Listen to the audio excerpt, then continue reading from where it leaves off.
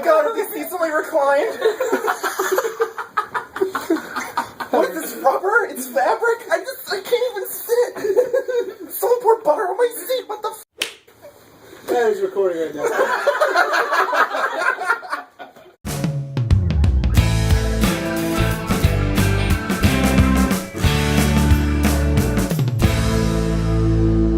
Hi, I'm Pete. Hi, I'm Kev. I'm Emily, and this is Eva. And this is Mobile Movie Reviews, where we review movies on our cell phones.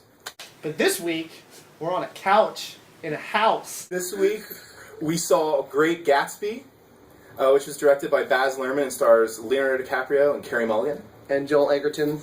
who was really, really good in it, and Tobey Maguire. And one of the guys who was in Lawless, I don't know his name, John something. It was written by Baz Luhrmann and Craig Pearce. It was adapted from the book, obviously written by F. Scott Fitzgerald. Emily is our resident Gatsby book reader. That's true. I At have least- read the book. Yeah, she studied the book. I did study the book. There's people that read the book. And then there's the people, they study the book.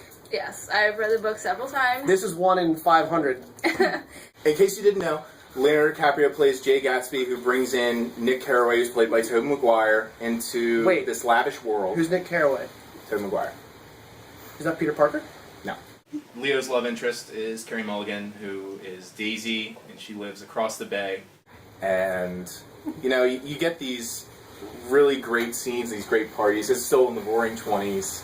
Prohibition's like at the height. The roaring 20s with Jay-Z. Yeah, that's something that really was off-putting, almost, for me. Very. I hated it. There were some parts where there was dubstep in it. The worst idea, great, cool. You're trying to make it relevant, but it's already relevant. It's The Great Gatsby. It's classic. Yeah. Putting Jay-Z in that movie is not going to make it Or friggin' appeal Flux to... Pavilion. Of all this, the last thing I would have thought was Flux Pavilion's I Can't Stop. Seriously, just, I can't stop, and just like they're raging out, and the dude's taking all these pictures, like, yeah, show your ass, and it's just too much. There's only one scene where the music worked, is in that first party, is when they're all just dancing crazy by the pool, and they have some dance track going on. That's the only time it worked. No, when they had some slower music, I think when it was the more modern music, they had a track from Florence and the Machine in there, and she just sings beautifully no matter what she does, and just fits so well. Like when you had these tragic songs. What? Don't do that to me. I can feel you pointing at me. Baz Luhrmann, Most notably known for Australia, Moulin Rouge, and Romeo and Juliet with, guess who? Leo! there's this weird problem that he's having because he loves these huge set pieces, but where his direction really shines, especially in this movie, is these really subtle scenes between Leonardo DiCaprio and Carey Mulligan. He's turning into the Roland Emmerich of sweeping romances. Yeah, he really is. That's a good analogy. Yeah. But Roland Emmerich's like, big everything! Yeah. And he has the same problem. Roland Emmerich does destruction and cities being leveled really well. Mm-hmm. Baz Luhrmann does small things really well, but tries to surround it with big Moulin Rouge, gigantic set pieces and shit that sometimes doesn't even make sense. Although, having said that, it is beautiful. I liked the big scenes. I liked that. I think that kind of highlighted the overexposed, the extravagant, the gluttonous of the time period, and then also helped contrast it with the really nice intimate scenes. Do not see it in 3D, ever. You can tell even from the 2D. You can tell even from the 2D. It's just all like gags. Like, hey, look, fireworks! Boom! Hey, we're going down the side of a building! Do you want a drink? Whoa! We're driving a car in a city! And you know they're doing that just to make extra money. Like, he was like, haha, what can I turn into a crazy 3D scene? And the rest of it, 4 hours later. Yeah.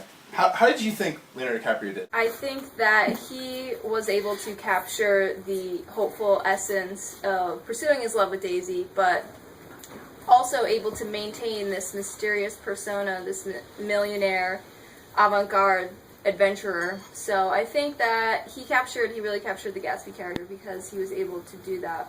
And he delivered it well. And he's a very fine-looking individual, so he was able to. How do you think Spider-Man did? Spider-Man, I think in this role, it really worked for him. Nick Carraway is a character that is the narrator, he's the observer. He tells you right off the bat, in the movie and in the book, that he isn't here to judge. He's just basically disclaiming that I'm just there. These are my observations. It made the movie so you didn't get lost in the glitz and the glam because you are always comparing it back to him. And he's very plain, but that comparison let you recognize how ridiculous and extravagant all those different parties and the scenes and the sets and the lights and the drinking. Just kind of put it into like a good comparison where you can see both sides.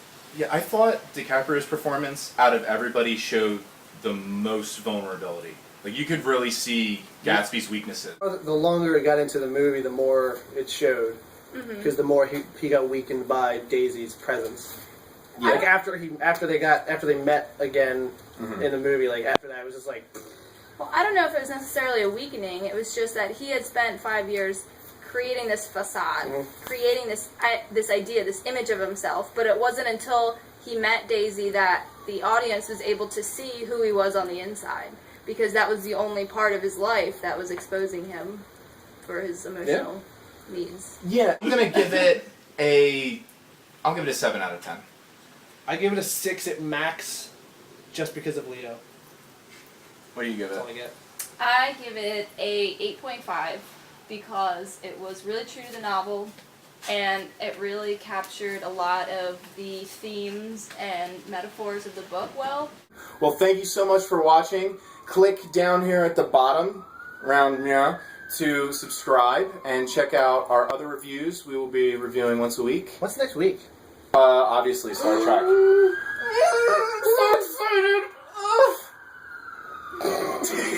That is also exciting. Nerd boner! Boom!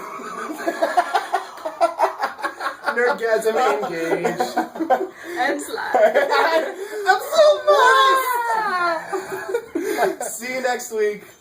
Bye! Bye, Eva! Ava says goodnight.